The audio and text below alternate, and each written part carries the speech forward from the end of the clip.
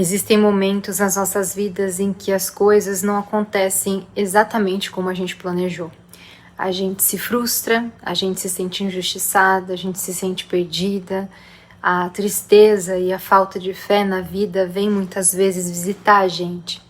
E muito do que antes a gente sonhava passa a perder a força ou até mesmo o sentido muitas vezes. Esses movimentos, eles são muito desafiadores e muitas vezes as dores e as feridas que eles causam pra gente são enormes e é bem difícil superar ou passar por esse processo de regeneração ou até mesmo de cura. Nos últimos dias eu passei por alguns momentos de muita frustração, de notícias conturbadas por aqui, e logo me lembrei dessa história que eu vou te contar aqui, porque ela pode de alguma forma confortar o seu coração e o meu. É a história do menino e do cavalo. A história é basicamente de um menino que vive no campo e tem um cavalo. E aí, no determinado momento, o cavalo foge. E aí os vizinhos comentam que isso é muito ruim, né? Mas o homem, o dono do cavalo, vem e diz: talvez. Depois o cavalo volta, trazendo com ele outros cavalos selvagens, e os vizinhos dizem que é uma baita de uma sorte.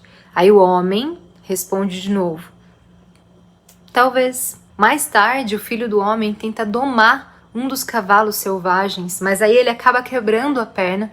Aí os vizinhos de novo vêm e falam que é uma tragédia, mas aí o homem diz de novo: talvez. No final, quando a guerra se aproxima e os homens da região são convocados, mas por conta da perna quebrada o filho não pôde ir, os vizinhos vêm e dizem que ele tem muita sorte de não precisar ir para a guerra. E o homem, mais uma vez, diz: talvez. Essa história, ela mostra pra gente como os eventos da nossa vida, eles podem parecer num primeiro momento negativos ou positivos, mas é muito difícil saber, né, o que realmente significa cada coisa.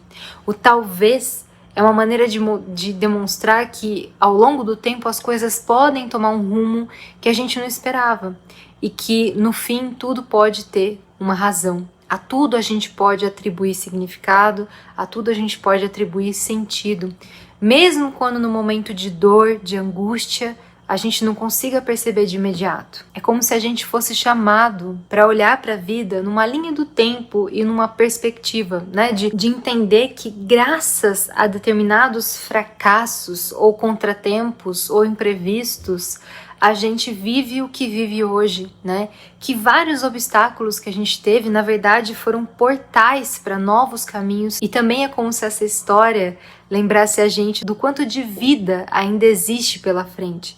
E o quanto a gente não sabe tão bem assim realmente o que é bom e o que é ruim para a gente a longo prazo. Nos últimos dias também me veio um poema que eu escrevi exatamente em momentos de turbulência por aqui, e que pode de alguma forma servir para te trazer algum tipo de acolhimento, caso você esteja passando essa fase desafiadora do talvez. Desejo a você pés descalços para sentir o cheiro da terra molhada, da chuva que caiu no horizonte, onde dormiu o arco-íris. Força para aceitar o que você não pode mudar e abrigo nas noites de relento. Desejo que brilhe, mesmo quando escurecer dentro de ti. Que se deslumbre com a vida, mesmo que os olhos já não vejam mais motivos para sorrir. Desejo que respire bondade, novidade, grandeza e simplicidade.